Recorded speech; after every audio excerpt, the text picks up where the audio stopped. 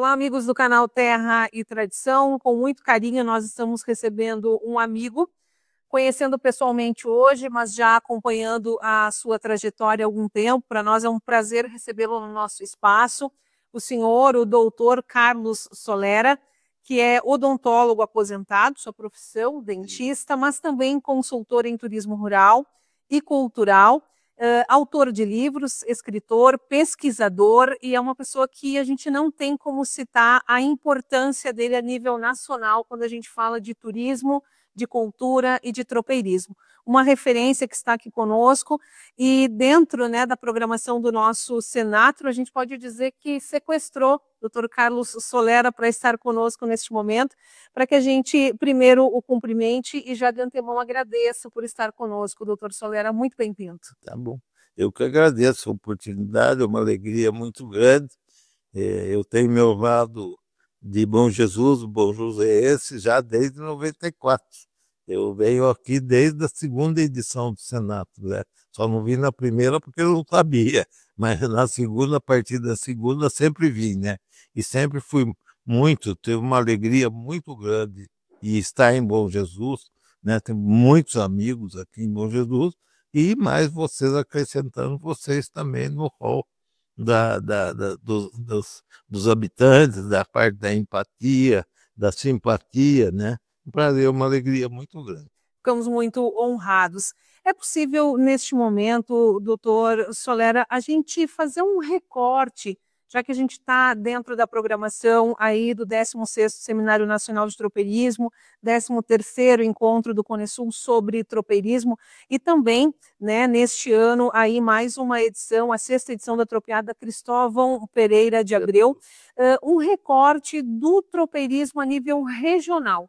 Né, o que o senhor tem de estudos a nível aqui da região Campos de Cima da Serra e também do Caminho dos Conventos? Sim, é uma importância muito grande, né?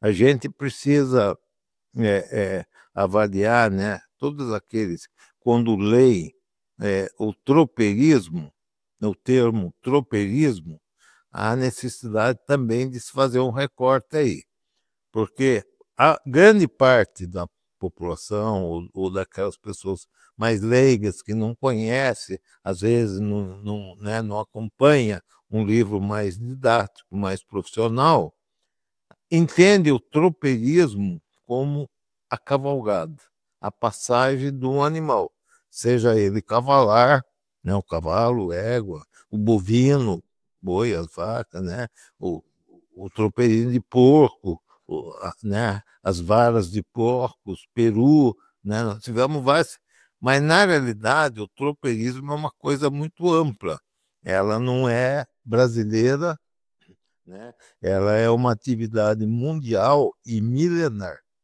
né?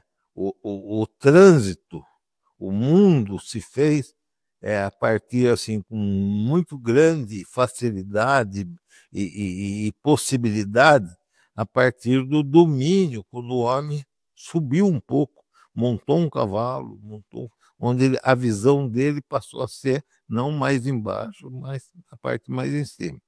Então, nós temos, né, no mundo, nós temos a Rota da Seda, nós temos o cavalo, os camelos, né, as tropas de camelo que levavam ervas, especiarias, enfim. E dentro do tropeirismo, então, quando a atividade passa a acontecer no Brasil, a partir principalmente da descoberta das minas de Minas Gerais, no final dos anos 1600, as coisas começam a se acelerar em função de algumas necessidades, né? Duas básicas era assim: houve uma descoberta de minas, de ouro, de minério.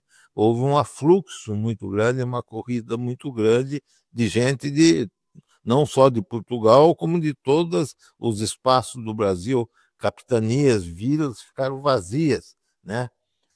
Então, primeiro havia necessidade da fome, esse povo teria que comer, e para a comida chegar lá, ela teria que ser inicialmente levada nas costas dos negros africanos, o povo nativo, né, o originário, os indígenas, que eram verdadeiros transportadores. Aí depois vieram as mulas, os burros, os muares, os cavalos, enfim, né? E a segunda era a necessidade do transporte. Tinha que pegar o mineral, tirar de Minas e levar para os portos. Então, aí todo mundo começou, de forma geral, a falar que isso via o tropeirismo só como esse trabalho dos animais. Mas, na realidade, essa parte ligada aos animais chama-se ciclo do Moar. Ele é um recorte dentro do tropeirismo, porque o tropeirismo foi a atividade geral que se desenvolveu e ela envolve ofícios, ela envolve a linguagem, a mescla. Como é que formou a linguagem nacional, a linguagem brasileira? Misturando o dialeto indígena, né, os termos africanos, o espanhol, que estava aqui de lado, o português, enfim, toda uma mistura. Nós temos a musicalidade, nós temos o vestuário, nós temos a gastronomia, que é um negócio fantástico. Cada lugar tem o seu tipo de comida, mais fria, mais quente, mais, né, específico, né? Nós temos a erva medicinal, as plantas medicinais, que é a base da indústria farmacêutica. Todos os remédios que nós temos, eles começaram a partir daí. Então, o tropeirismo é amplo. E a ciclo do mar é um ciclo, é uma parte disso, onde as mulas entraram, os burros, os muares, fazer essa parte, né? A serra, em cima da serra, essa região do Rio Grande do Sul tão bonita, ela fez parte, logicamente, desse contexto, porque nós temos hoje no Senado, inclusive, houve uma apresentação do cônsul, né, da Argentina, em Porto Alegre, que falou sobre o Cerro do Potosí, sobre a história acontecida da descoberta das minas de prata pelos espanhóis, pelos castelhanos, a partir de 1545. Aí, logo em seguida, veio um estudante, um pesquisador, mestrando brasileiro, que está na Argentina fazendo um trabalho em cima das minas de prata do Cerro do Potosí. Posteriormente, via remoto, uma palestra de uma grande pesquisadora peruana falando sobre o Cerro do Potosí, porque aquilo foi que transformou a Espanha numa nação rica, né? Uma das maiores da época, né? Dos anos 1500 para 1600. Né? Então, muito importante. Quando há uma exploração desenfreada, muito grande, esses animais acabam, que faziam, né, o percurso para fazer esse trabalho de levar prata para os portos, isso tudo mais, eles acabam ficando ociosos. E eles vêm e ficam no noroeste, no nordeste, no norte da Argentina, na região de Santa Fé, Tucumã, Salta, Córdoba, né? E esses animais ficam ociosos, porque o mineral, a exploração dos minerais diminuiu, teve uma queda muito grande pela exploração desenfreada. Nesse meio tempo, acontece a Minas do Brasil, a região mineradora de Minas Gerais. Então, é preciso pegar e levar toda essa parte desses animais que faziam os transportes do lado castelhano, né, do lado do Oceano Pacífico, para Minas Gerais. E eles estão na Argentina. Como é que eles vão chegar lá? Né? Não podia ir voando, ele tinha que passar. Então, o continente, né, de São Pedro, do Rio Grande, quer dizer, o Rio Grande do Sul, nosso atual Rio Grande do Sul, é a via de passagem natural. Então, inicialmente, esses animais vêm de forma contrabandeada, fosse o que fosse, o Brasil não existia criatório, e eles passam e tem que passar pelo Rio Grande do Sul. Depois atingir Santa Catarina, né, Paraná, São Paulo, quer dizer, à medida que os estados foram se coordenando para chegar em Minas, né? Então é tão grande, né, o volume é tão grande que se a gente pensar em 150 anos, de 1730 mais ou menos até 1900, em torno disso, os registros que nós temos é que passaram pela região da entrada de São Paulo, que era o caminho para Sorocaba, cerca de 4,5 milhões de muares, de burros e mulas. Seria como se nós tivéssemos passado por ali 4,5 milhões de caminhões, que eram os caminhões da época, eram os transportes da época, né? Então, um volume grande. Então, o que acontece? As primeiras aberturas, esses animais estavam na região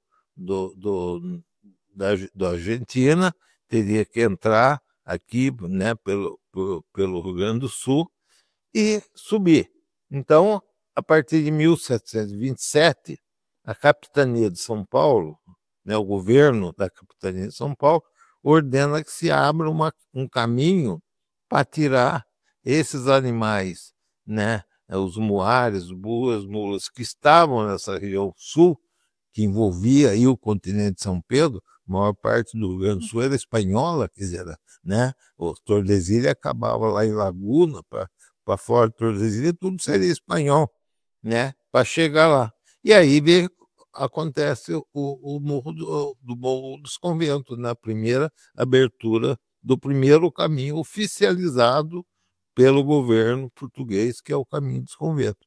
Ele começa em 1728 em Araranguá, sobe essa região, passa por aqui, né? Sobe ali Timbé, hoje ausentes, Bom Jesus, todo esse território atravessa, tem que atravessar o Rio Pelotas, não tem como passar para lá sem passar pelo Pelotas, né? E daí faz o fluxo normal, Santa Catarina e tudo mais, né? Em torno de 10 anos depois, 1700 né, quase chegou a 1738, 1740, o fluxo, como era uma estrada de subidas muito difícil, muito fortes, os acessos, eles já foram mais um pouquinho em sentido oeste. Então, eles vêm se saía, partia, né, essas tropas já começavam a passar a partir de Santo Antônio do Patrulho, Campo do Viamão, né, passando, continuando a passagem por aqui, pela região de Bom Jesus, de Ausentes, para Santa Vitória, né, atravessando lá e fazendo a continuidade, né. Então foi uma constância. E isso foi que formatou tudo, porque quando o caminho não podia ficar desguarnecido, porque as comitivas vinham, mas a partir do momento que as comitivas passavam, as pessoas passaram a ocupar as margens desse caminho. Então tinha pessoas que se instalavam ali para criar uma galinha, oferecer para o tropeiro, uma mandioca, uma banana, enfim, né? Todo um serviço. Aí surgiu um funileiro, surgiu um latoeiro, né? Surgiu um costureiro, e assim foi essa formatação. Então, Bom Jesus está dentro da parte tradicional da formação do homem tropeiro, né? Então, é muito importante. Uma das características, né, que a gente tem aqui, por ser esta passagem, e aí agora a gente está tendo a construção já há alguns anos da Serra da Rocinha, em termos turísticos e culturais também, continuar usando este caminho para o turismo. E eu não poderia deixar de falar, doutor Solera, sobre a sua participação como pioneiro na implantação a nível nacional do turismo rural. E aí a gente sabe que isso é muito forte, e o canal tem isto, este contar da história, né, as nossas raízes, para que a gente possa trabalhar hoje ainda a questão do turismo, e está aí o Senatro mostrando a importância da gente conhecer a nossa história. Sim. Bom, aí a gente tem que voltar, né, fazer uma viagem um pouco de retorno até os anos 1970 para 1980, né? Nesse momento, eu era um cirurgião dentista, né? Odontopediatra, morando em Goiás, como produtor rural, fazenda de leite, né? E por algumas razões, acabei, depois de 15 anos em Goiás, sou paulista de nascimento, do interior de São Paulo, Taubaté, né? Cidade de Taubaté, onde eu já vinha de uma família com um viés rural.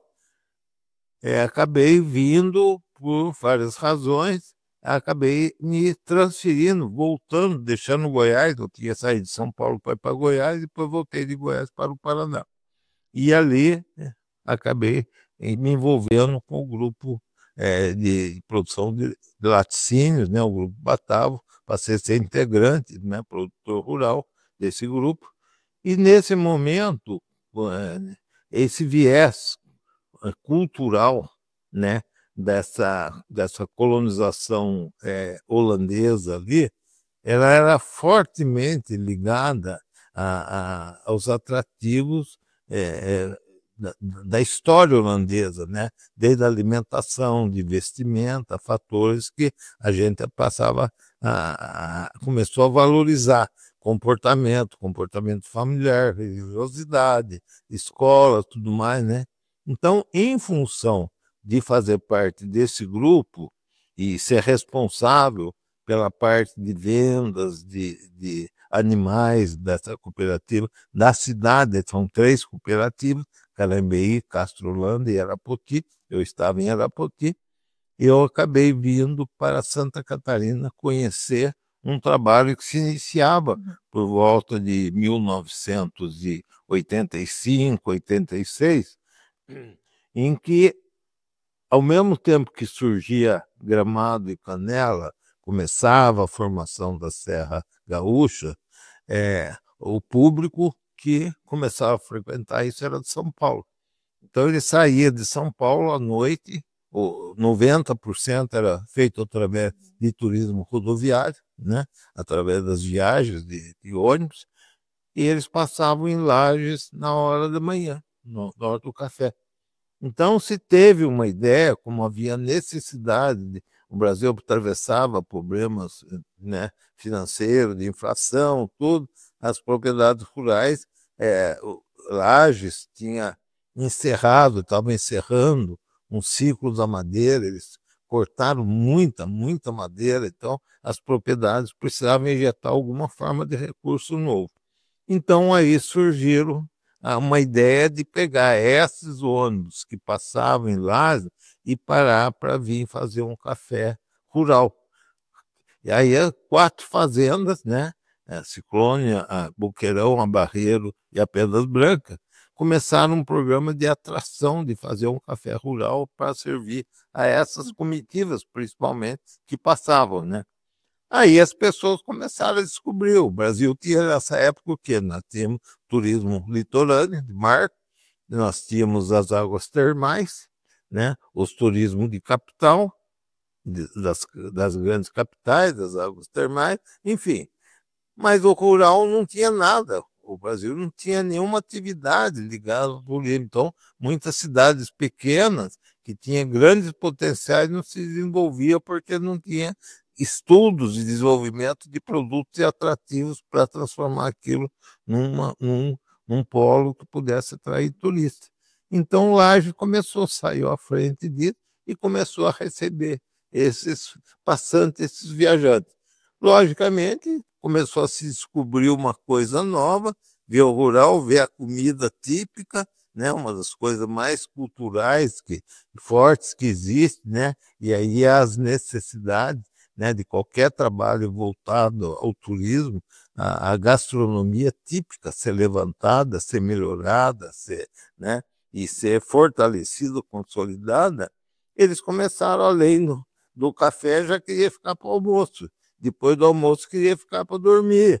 E aí começou o turismo rural e Lages saiu à frente, então, buscando, né, através de um trabalho político, como capital nacional do turismo rural. E nesse meio tempo eu acabei vindo, através da pessoa do Laélio Bianchini, né, dono da Fazenda Barreiro, me integrei ao grupo e acabei fazendo parte desse grupo inicial da formação do turismo rural no Brasil. Posteriormente, daí em 84, em 94, 93 para 94, se fundou a Associação Brasileira de Turismo Rural, a Abratur. E depois eu acabei me incorporando também como dirigente dessa associação e, ao final, virando presidente assumindo a presidência executiva dessa Associação Brasileira de Turismo Rural. A partir dos anos 2002,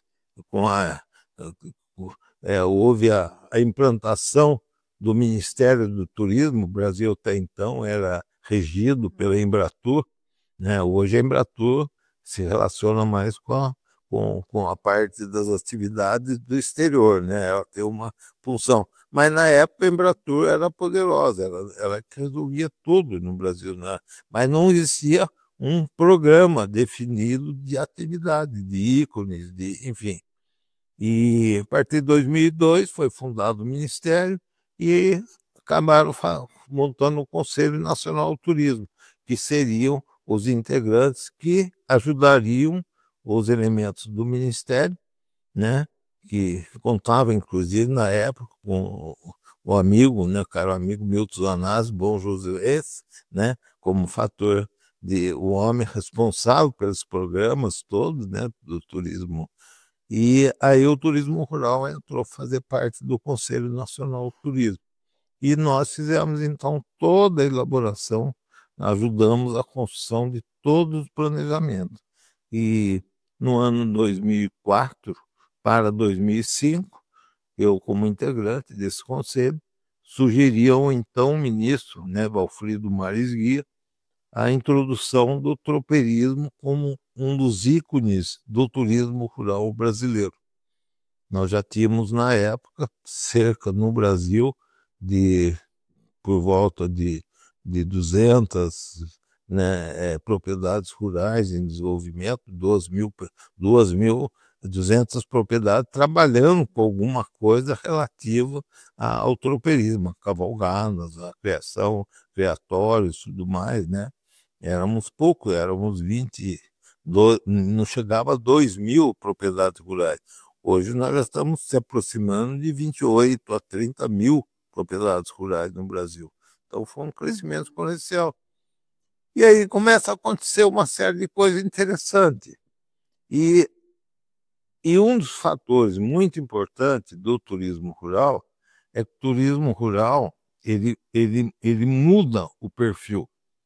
Porque a gente tinha numa fazenda, ou de um modo geral, nós tínhamos um fazendeiro, dito fazendeiro ou fazendeiro chamado, que seria o casal, ou a pessoa responsável pela fazenda, né? A mulher, como se dizia que o serviço rural era um serviço à la bruta, muito difícil, a mulher ela acabava ficando escanteada, ela ficava fora disso. E os mais velhos, os avós, os pais, os sogros, tudo, quase sempre a gente brincava muito e dizia que morava num quartinho no fundo da fazenda. Porque assim, não, eles não tinham mais atividade, não tinha mais aquela energia, né? E o turismo rural chega e começa assim. Aquele homem, o dito fazendeiro, ele sabia plantar, colher, né? Carnear um animal, fazer tudo mais, mas ele não tinha, às vezes, a sensibilidade de fazer uma decoração boa, de se envolver na melhoria de uma gastronomia, de fazer um banheiro, uma cama está cheirosa quando o cliente chegar. Quer dizer, às vezes, né, não era geral, mas numa visão, né, generalizada, mais ou menos assim, ele não tinha, ele era la bruta mesmo, vamos dizer. Aí entra a figura da mulher, e a mulher dá um salto de fortalecimento, né? Ela passa a assumir, ela passa a cuidar da governança, da gastronomia, da limpeza, de pôr a flor aqui, a flor ali, embelezar aquilo, né? E o velho?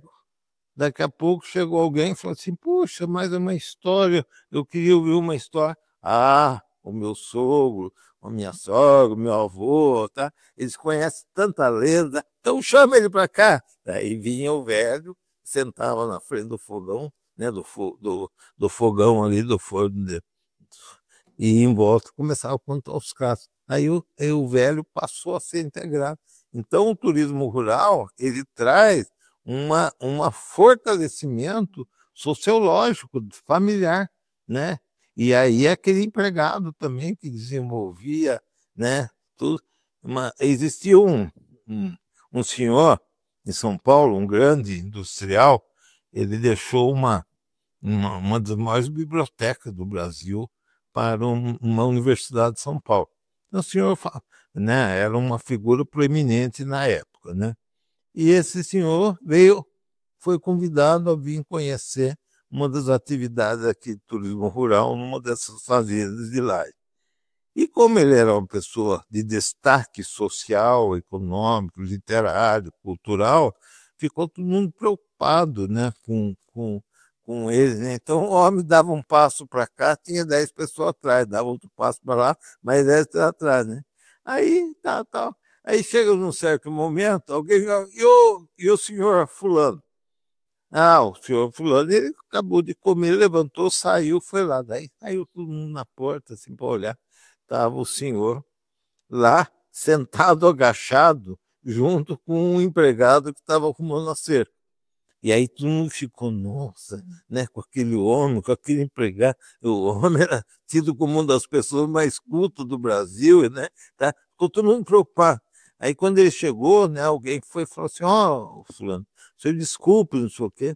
Desculpe, eu tive hoje uma das maiores lições de vida, né?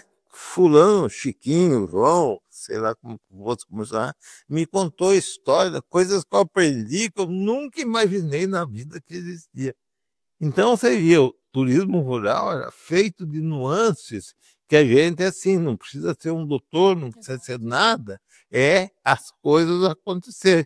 E aí é a presença da comunidade, a consolidação, é o fortalecimento, né, né, das atividades, a manutenção da história de vidas do local. Isso é importantíssimo, é o que é, vamos dizer, a mudança, né? Hoje, o turista, ele não quer mais vir e ficar assistindo.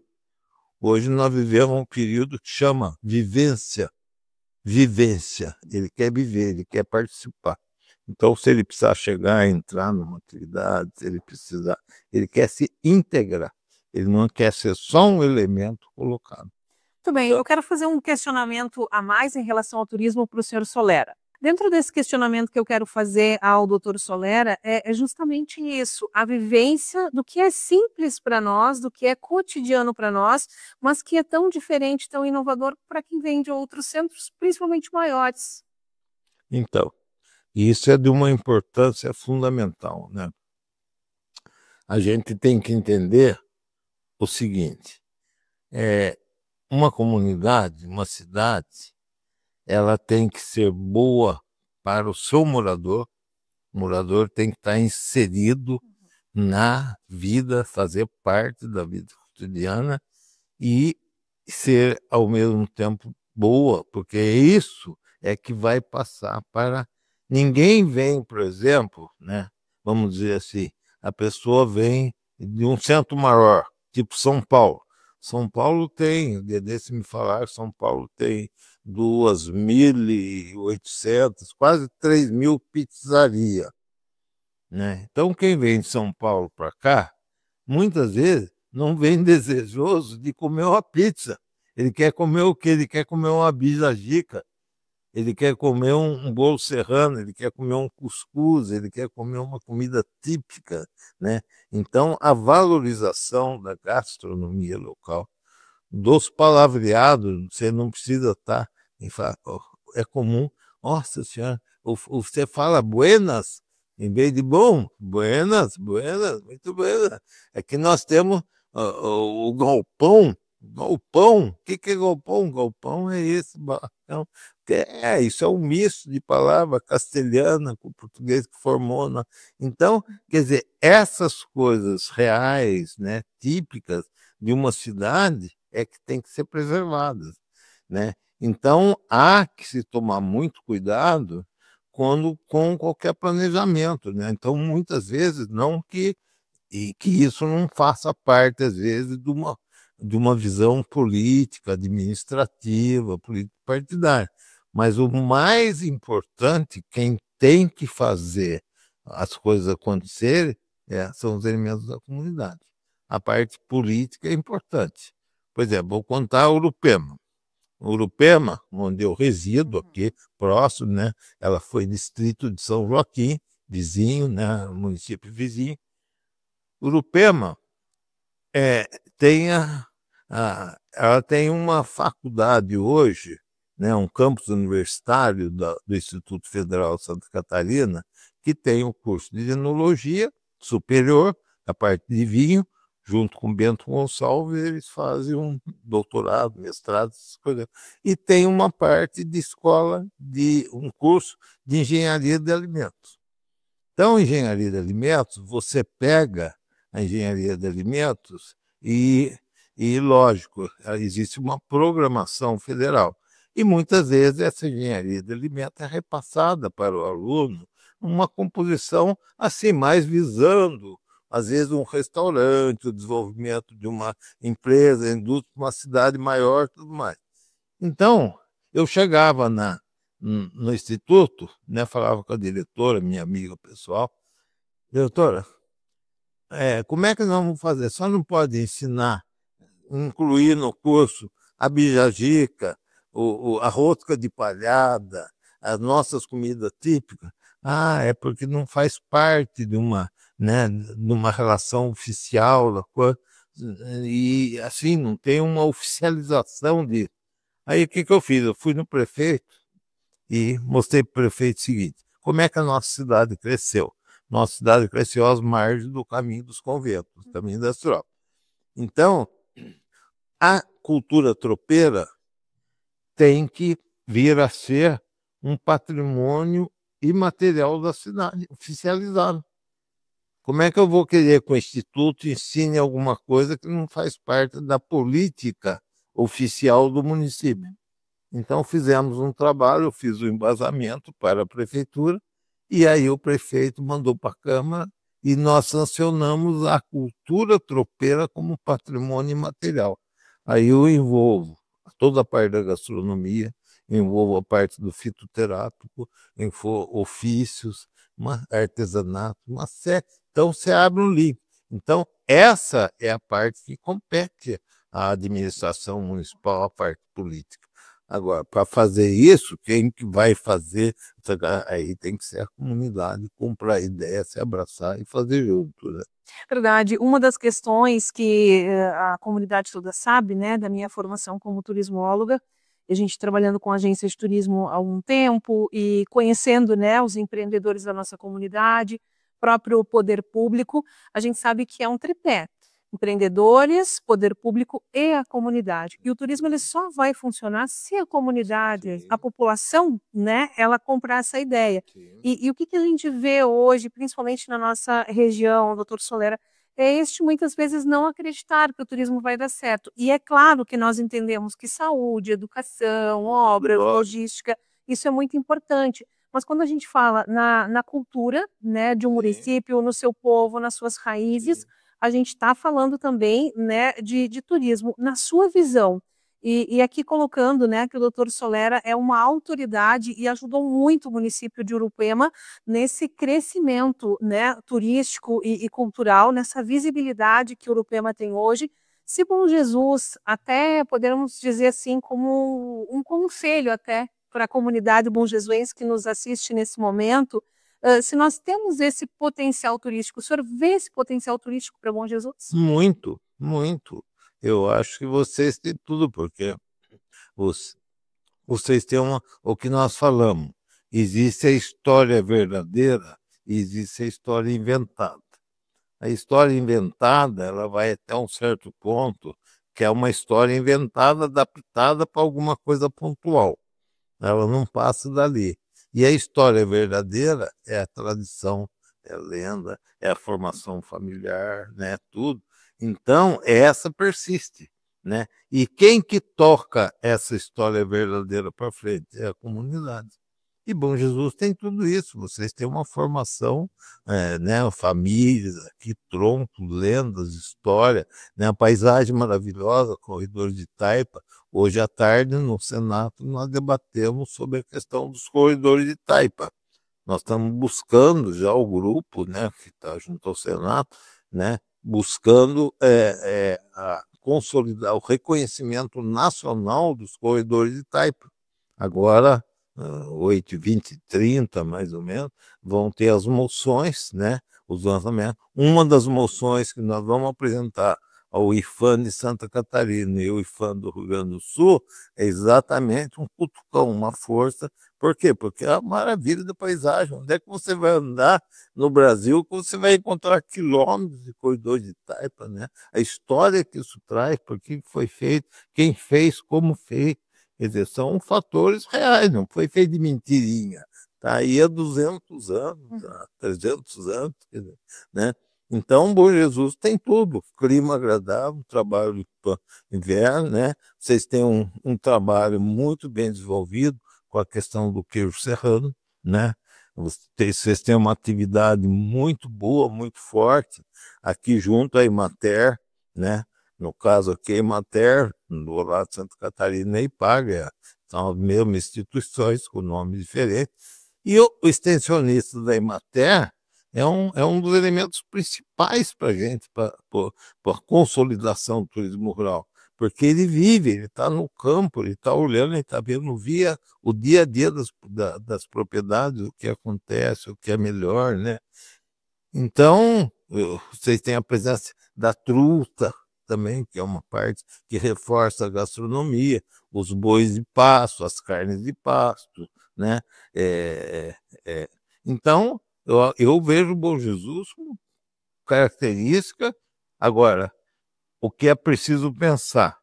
O turismo proposto para Bom Jesus tem que ser o turismo de Bom Jesus. Não adianta se pensar em buscar uma cidade vizinha, famosa, seja o qual for, e querer trazer aquele modelo daquela cidade para cá. Lógico, que aquela cidade tiver de boa experiência, pode ser aproveitada. Mas a proposta para essa cidade tem que ser para essa cidade. O produto turístico ele é único, né? Ah, ele é o único, ele é a vivência dele, né? E aí a gente vê o seguinte, por que se pergunta, por que Sorocaba virou a grande feira, o grande centro? Você vê quantos anos tem, desde 1750, estamos com quase 300 anos. Sorocaba foi o grande centro de venda dos tropeiros, dos produtos, né? Moar, burro, mula, tudo mais. Por Sorocaba, são coisas pouco estudadas, mas que a gente, no correr de estudo, a gente foi levantando. Por que será que tudo se encaminhava para Sorocaba? Aí nós vamos ver que na Argentina tinha acontecido a mesma coisa com uma outra cidade chamada Salta. Aí nós vimos o seguinte, por Sorocaba passa o Trópico de Capricórnio, que passa também lá na Argentina, no mesmo salto. Para cima do Trópico Capricórnio, é mais quente, a alimentação é outro tipo de alimentação, o vestuário é um vestuário mais fresco, o tipo de falar, de linguagem é outro, os produtos que nascem lá, rurais, né, agrícolas, tudo mais, é outro.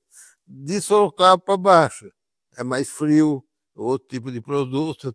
Então, há 300 anos, os produtores, né, os tropeiros, já guardavam essa valorização das identidades locais. O tropeiro do Sul ia até Sorocaba, ele não queria subir para cima do Trópico Capricórnio, que era quente, ele gostava mais do frio. O que vinha de Minas, de Goiás, não queria vir para o Sul, porque era muito frio. Então, essas variações é que tem que se levar em consolidação, né, para se propor, para se realizar qualquer projeto, né, qualquer proposta, né? Mas eu vejo o Bom Jesus como um grande potencial, né? Então, e próximo, né? Tem bons acessos, aqui estão próximos a aeroportos locais, agora tem estradas sendo renovada aqui, Serra da Rocinha, Rota Romântica, enfim, tudo, né? Então, fantástico, tá?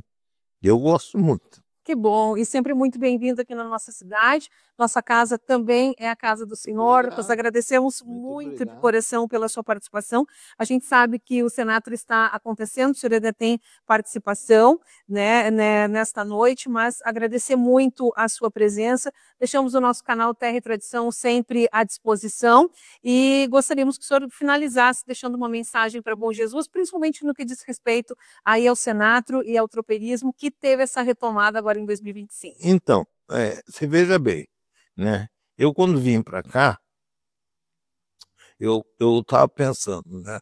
Como vem desde 94, a gente já passou por diversas administrações municipais, diversos perfis de prefeitos, partidos políticos, enfim, né?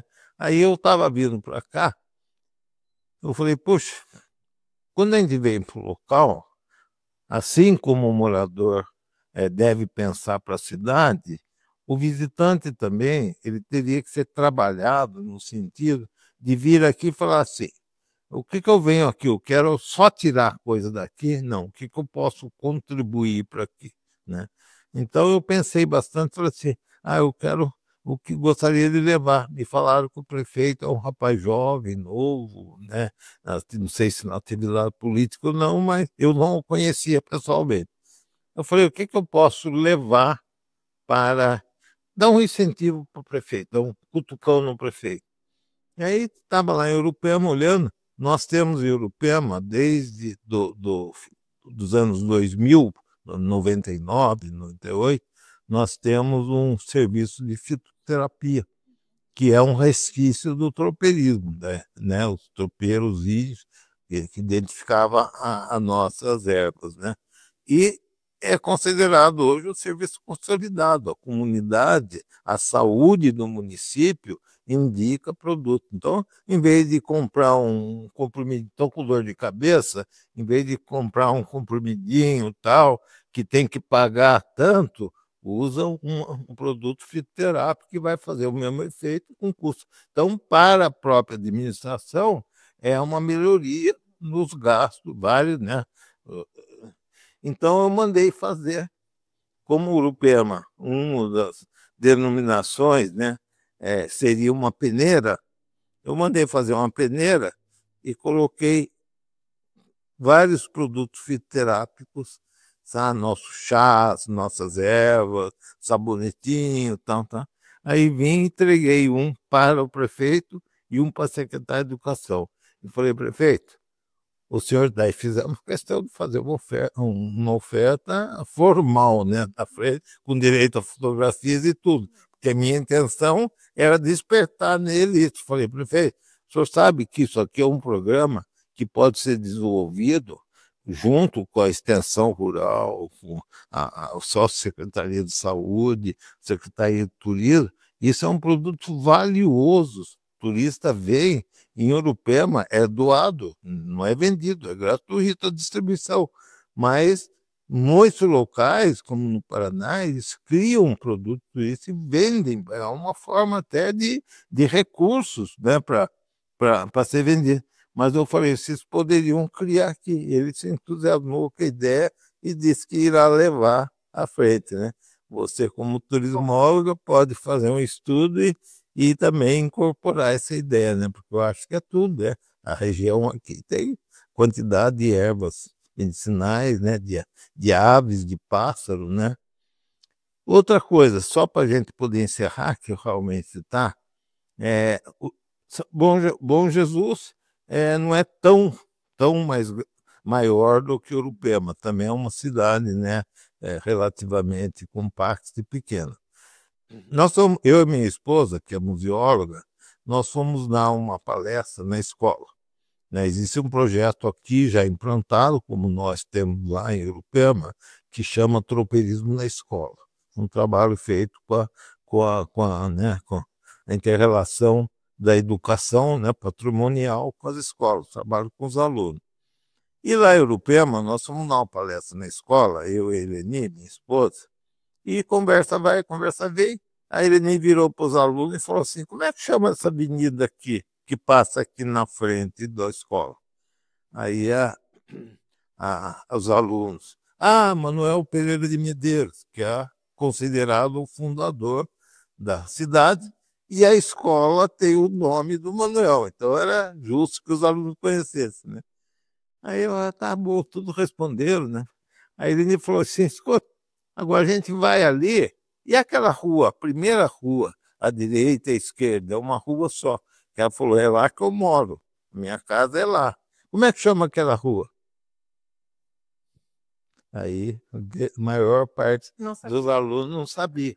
E professores também ficaram quietos. Daí falou, e a outra, pô? Então, a gente viu que a cidade desconhecia o nome de ruas. Aí nós fomos mais além. Aí quando eles ficaram quietos, eu falei, ó, a primeira rua que passa aqui chama Olavo Pereira de Machado. Vocês sabem quem foi Olavo Pereira de Machado? Daí não sabia nem os alunos nem os professores. Eu falei, ó, eu sei porque a gente está fazendo um estudo.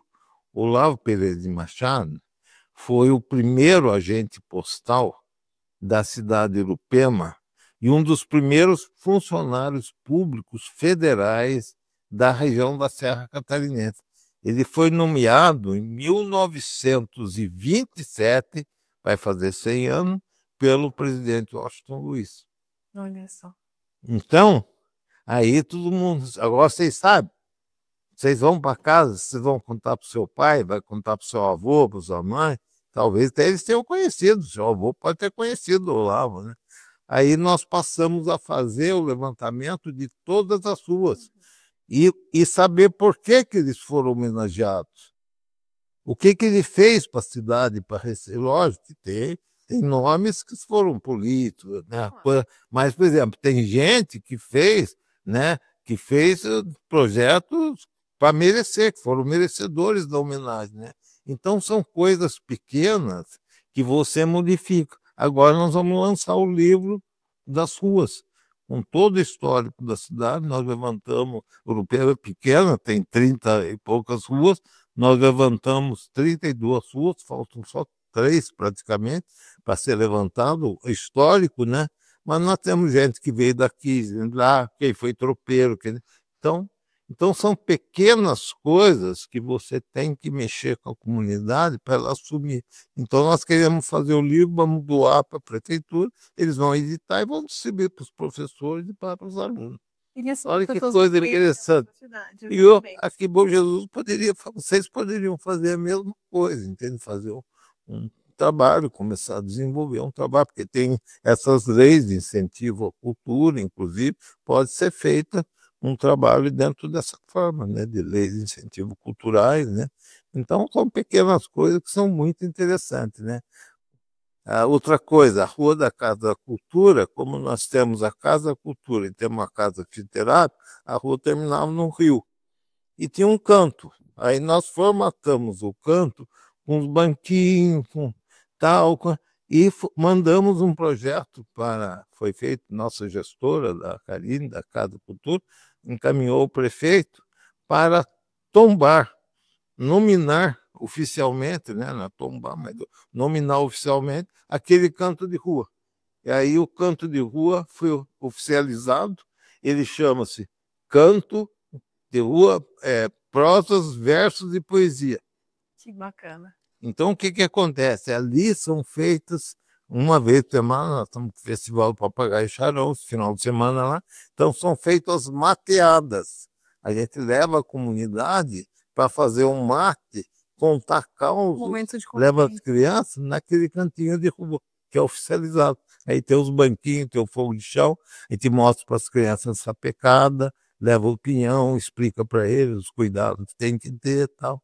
Então são pequenas ações, né, locais que têm um valor muito significativo, né? E que vocês que têm um canal de mídia, de comunicação, eu acho que cabe a vocês um trabalho, vocês têm possibilidade de fazer um grande trabalho de desenvolvimento e acredito que vocês vão fazer. Nós agradecemos pelo carinho, pela atenção, pelo aprendizado, né? Momentos assim engrandecem e a gente pede à nossa comunidade, que se chegou até aqui, curtam, compartilhem, se inscrevam no canal para que esse conteúdo chegue a mais pessoas. Mais uma vez, muito obrigada. Então, e além do que, só agora para encerrar mesmo, que eu tenho horário, né? Mas está sendo feito no Senado, foi lançado ontem à noite no Senado o e-book, que é o livro eletrônico, porque quando fez o Senado em 92, 94, aí foi feita a cartilha, o primeiro livreto desses dois congressos. Depois, 96, 94, 96, 96, 98, o segundo livro, enfim. Aí teve um certo momento para frente que não teve como fazer a parte impressa porque não havia recurso. Então agora se pegou 6 edições de Senato, acho que é 2010, 12, 14, dois anos, e foi lançado o e-book ontem. São 2.000 páginas com todas as palestras de tropeirismo apresentadas no Senato nesses anos todos, disponível gratuitamente. Então as pessoas podem entrar em contato com a professora Lucília Garbes, ela tem o site que você tem que entrar, é de uma editora que ajudou, aí você entra ali e pode... Então aqueles que gostam de estudar, querem estudar, aí tem tropeirismo e turismo, tropeirismo e profissões, tropeirismo e sociedade, tudo por temas. Então são 2.000...